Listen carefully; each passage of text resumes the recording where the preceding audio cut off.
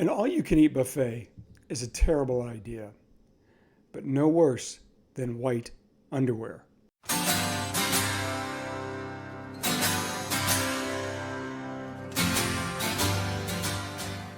Mac Engel, Fort Worth Star-Telegram, Engel Engel Podcast, here on the Sunset Lounge.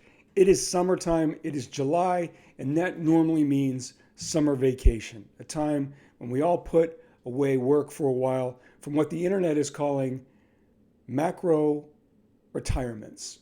Maybe it's micro retirements. I saw that on the internet the other day that was trending, that people who take a week or two off, that's a euphemism now for a retirement. We used to call them vacations. I was going to take some time off from the Engel Engel, just for a week or two, but I fell into a really good guest, a couple of really good guests. So I decided, you know what? The people care, they demand content, got to feed the beast. So here we go. One of the most significant figures in college sports these days is my guest for this episode. He is Mr. Brett Yormark. And Brett has been on the forefront of the marriage between sports and entertainment. There used to be a really clear line between ball games and concerts and movies and television. They operated under the same entertainment umbrella, but they didn't cross-pollinate.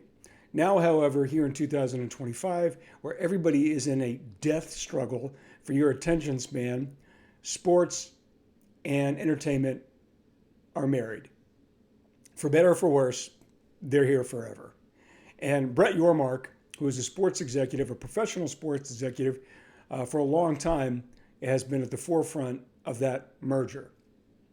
However callous that sounds, because a marriage is pretty. A merger is something very clinical and businesslike that you would read about in an econ class. Before coming to the Big 12 in August of 2022, Brett worked for a long time in professional sports with the Brooklyn Nets, for Rock Nation, which is a sports entertainment group, an agency group co-founded by Jay-Z. Brett also worked for the New York Islanders, the New York Liberty, Cat Sports Entertainment, and NASCAR. Since coming to the Big 12 Conference in 2022, he has negotiated a significant media rights contract for that league with ESPN and other broadcast partners, as well as doing what most of us thought was unthinkable, and that is expanding four big names in college sports. Under Brett Yormark, the Big 12 added Arizona, Arizona State, Colorado, and the University of Utah. He recently re-signed with the league to stick around a little bit longer, and he was nice enough to give me some time here in the Engel Engel. Please welcome Mr. Brett Yormark. All right, Commissioner Brett Yormark, I read something about you. You are a twin. I am. Identical. I saw pictures. So when you were younger with your brother Michael, did you ever take advantage of being a twin to pull a prank or to use it to your advantage to get away with something fun? You know, first of all, great question. And I'm going to give you a very boring answer. Oh, come on. No, hear me out. All right. We never played to the twin thing when we were younger. Interesting enough. The only time it kind of came into the picture was when I started dating my now wife. Really? And my brother, and it was early on in our relationship, and she knew I had a twin, and Michael used to visit her restaurant because we were going to get together for dinner, and Michael would arrive before me, and she would say, "Hey, honey, how are you?" and go up, and Michael would say, "Hey, I'm not Brett, I'm Michael." But that really is the closest to any kind of confusion that this whole twin thing presented. You know, Michael and I, interesting enough, obviously we went to the same high school, but then after that, he went his way when it came to college. I went my way, and then we worked in different markets, so we weren't together all that much. But I probably would say that over the last couple of years, it's created a little bit more fun and drama. I have a home in Florida, and that's where Michael resides. Oh, he does? Yeah. So I can be in Boca. It was interesting. I was walking down the street with my wife one night about a year ago, and I was with, obviously, Elena, and they thought that Michael was with someone else. Okay? Yeah. And that's happened to us a couple of Has it? times, 100%. So it's probably played out a little bit more over the last couple of years than it did early on in our lives. So now that you are the commissioner of the Big 12 and have been for 3 years, you've seen college athletics go through some changes and metamorphosis that nobody could predicted however many years ago. But one of the things that you talked about last December before the Big 12 championship game was the struggle of getting around logos, right? Logos should not determine where teams are in the playoffs or in rankings or anything like that. Now, that was months ago. Brett, have you figured out any way around the perception game that has run college football for a lot longer than you've been in this job? Well, listen, I continue to learn, and we did have that conversation about logos. And, as I've had a chance to really dive into college football and spend a lot of time over the last couple of months with my commissioner colleagues as it relates to the CFP, we have really done a deep dive on the selection process because I think some commissioners, more so than others, don't like the subjectivity of it. Okay? Yeah. And I know many people in the ecosystem feel the same way. Yeah. But I have a lot of faith in the selection committee, and maybe that's because Mac Rhodes is the new chair, and I know that Mac is going to look to modernize it, contemporize it, try to reinvent it in areas that he can, and make it better. It's never going to be perfect. I don't think anything in life is perfect, but can it get better? 100%. And I think it will. And as I said earlier today, we're looking at different metrics. We're looking at different data points. We're really doing a deep dive into what's worked, what hasn't, what feels more subjective than other things. And I do feel it will be much improved. Whether it's enough to gain the confidence of some in the room, I can't tell you that. We'll know that probably in the next month or so. But I'm open-minded, and we're challenging the current system, and Richard Clark knows that, and hopefully they can respond accordingly, and we'll see what happens. But we spent a lot of time in North Carolina recently to discuss the process and how to make it better, and areas that we think need to be refined, and we'll see what they come back with. Okay, it's break time. I have to do this because it's my job. And I'm a professional. A reminder that all of the podcasts here on the Sunset Lounge are free. Don't cost you any money. Just log on to patreon.com/sunsetloungedfw. This includes, I try to read this faster, and I've gotten pretty good at it, so bear with me. Shippy and Grooves. The boys will make your day with satirical commentary on viral video clips, internet memes, social media, trending topics, sports, athletes, celebrities, and pop culture. Breathe out. The Clubhouse. Rob, Alex, and Don talking pop culture, sports, movies, wrestling. Engel Engel. Beer 30 Sports O'Clock. Ziggy will catch you up on sports and alcohol and why you need to drink more of it, as well as giving you pointers on sports betting. And hopefully he watches this because I got a little throwdown for Mr. Ziggy. I don't bet on games. Now, in my job with the Fort Worth Star-Telegram covering sports, I think that would probably be some kind of violation. I think. No one's told me that, but I'm just going to assume it is because it's given me an excuse to do something that I hate doing more than anything, and that is spending money, and specifically losing money. A number of years ago, I was the beat writer for the Dallas Cowboys. A very dear friend of mine, who was quite the gambler, said, "You know what you should do, Mac?" And I'm like, "Oh my God, this guy's giving me an idea. You should bet on games. You're around the team all the time. You should do that." And I thought, well, I can't do that. But it gave me an idea. I should pick every Cowboys game against the spread to see how I would do with all of this supposed knowledge. This was in 2008, I believe. Maybe 2007. It was 2007 I did this. And because I've picked Cowboys games before for the Fort Worth Star-Telegram. And one season I went 15-1. I'm going to just hold for applause for a second. Thank you. But it wasn't against the spread. So if you're picking games just straight up, who cares? That's not impressive. What's impressive is if you can have a good record, pardon me, against the spread. It takes real skill, real talent. So that season, I kept a notebook. And in that notebook, I bet an imaginary $10 on every game, every Cowboys game. And I went to all of them, all the road games, preseason games, practices. I was at everything. I went 10-6. Didn't bet any money, so I didn't win anything. And I thought, well, that's pretty good, 10-6. And then if you were to play that out and you actually did it with a bookie or a casino, a sports book, they take 10%. So I would have done all right. Now, did that prompt me to think, ooh, well, I should go bet on games? No, I shouldn't. However, my good friend, Mr. Ziggy, who likes to give out sports betting tips, I challenge you, young man, to take 10 imaginary dollars for every Cowboys game. Let's start with the Cowboys. Every Cowboys game this season, and act like you were betting those $10 against the spread. And let's see how you do after a 17-week regular season. And if you want, I'll go in with you and we can bet lunch or dinner on it. And by lunch or dinner, I mean you're going to pay. Also free, Al Maximo, football, soccer, F1. Go see the new F1 movie starring Brad Pitt, by the way.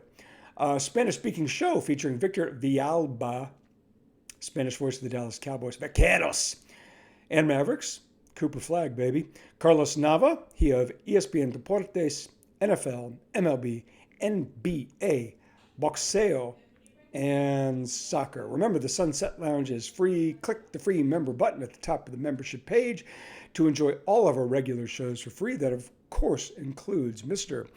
Mike Reiner and your dark companion, as well as a very new, exciting ad, the great Mr. Norm Hitzkiss. All of these shows, patreon.com/Sunset Lounge DFW, are free. Last thing before we get back to the interview with Mr. Brett Yormark, it is summer and it is baseball season.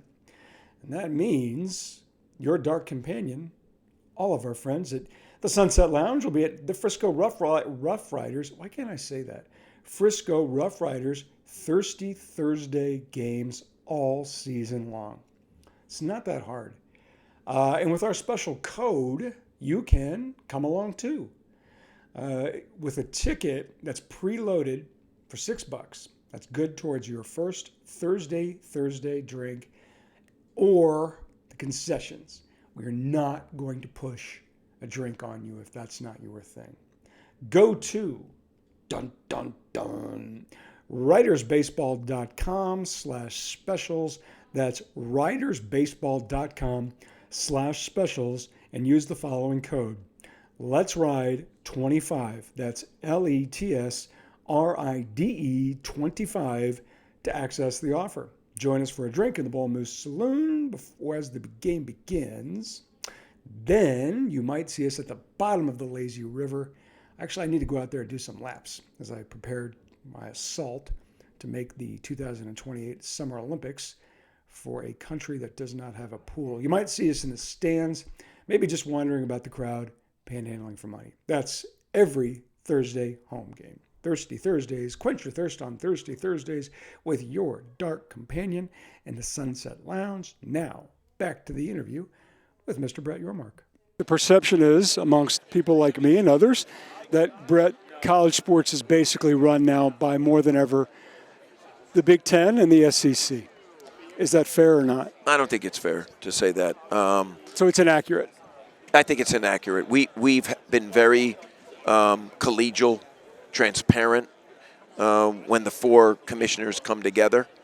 And I think we're making great progress in defining fairness and the best approach for college football and not what's best for one conference or another. And I think they've been open-minded. Obviously, Tony likes the AQ model and has been recently a little bit more outspoken about it. I don't think that's the right model. I don't think that's fair. I don't think it is a model that we can candidly sign up for. and I've been very adamant about that. I'm not going to cap, our participation when I know our schools are investing. And candidly, and I don't say this often, in theory, settlement should create a level playing field. You're talking about the House settlement. The House settlement. Got it. When you think about everyone spending up to the 20.5, and there are guardrails in the system now that have to obviously be enforced, but there are guardrails that will make sure that schools aren't trying to circumvent the cap and do anything that, gives them an advantage. And assuming that enforcement works, and I'm confident it will, we as a conference deserve the chance to compete on the field and win those spots, especially those at-large spots. And that's what I'm betting on. So I'm not for the AQ model for all the right reasons, and I'm for a model that affords us the opportunity to win it on the field, and one that's fair, and candidly, a model that the fans want. Okay, Brett, I know you're a busy guy, and you were nice enough to make time for me, so I got 2 more questions for you to let you go. Normally, you answer questions about college sports, right?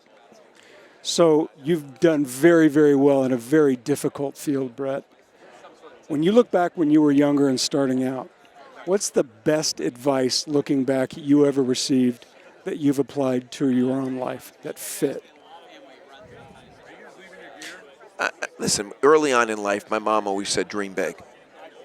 Just dream big. And I've done that throughout my career. Even when I took this job, I dreamt a little bit. I thought about what we could be down the road. When I took the job, I felt that the Big 12 had good bones. It was somewhat dated, antiquated, but that we might have a chance if we infuse some energy, we bring the right people on board. Hopefully the board was willing to disrupt and be innovative, that we could really best position ourselves for the future and really thrive. And that's happened. But you got to be able to dream to do that. And since I've been a, young teenager, I guess, I've been dreaming big.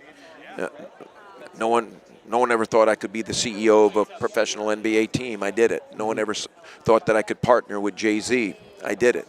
No one thought when I went to NASCAR that we could reimagine that sport and bring it to Madison Avenue. We did. And when I took this job, there was a lot of naysayers.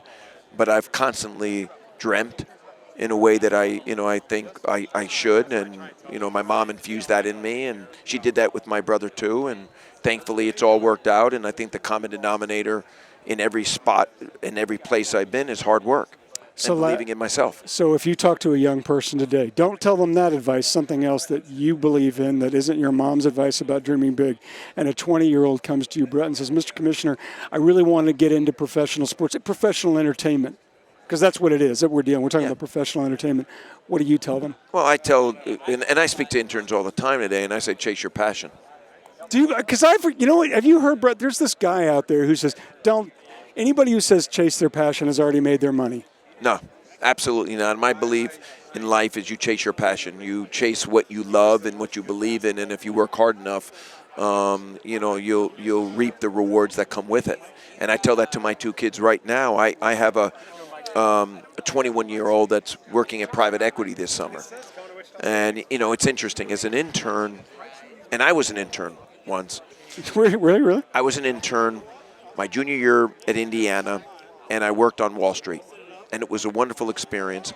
But coming out of that experience, and what internships do today is they either reaffirm that where you want to take your life is where you want to go, and or it tells you, hey, you might want to pivot. Yeah. So I went the finance route, and even though it was a rewarding summer, I wasn't passionate about it. I couldn't see myself waking up every morning and doing it, for a long period of time. Was it boring? It just, I didn't connect to it. Okay. And someone very close to me at the time said to me, Brett, what's your passion? Where do you see your life? And I said, I want to be in the sports business. They said, go for it. Okay, and that's what I did. So I tell my kids the same thing. So my son this summer is working private equity. He wants to get into sports. He just doesn't know what lane to enter into the industry. Does he come through sales? Does he come through communications? Does he come through real estate? Does he come through private equity? So he's doing private equity this summer, and I told him, just work hard, do what you need to do, and at the end of the summer, we're going to figure it out. If you're passionate enough, let's let's go in that direction. If not, we'll pivot and go somewhere else. So I firmly believe for someone to be successful today, they need to be passionate about what they're doing. Okay, just do me a favor. Tell your son this. If he wants to go into sports, tell him not to go into sports journalism. Okay, well, I'm not sure I'm going to tell him that. You do a great job. Well, that's kind of you, Brett. But Thanks. I really appreciate being with you. All right, thanks, Brett. Thank you. Appreciate your time. Thank you. Thanks.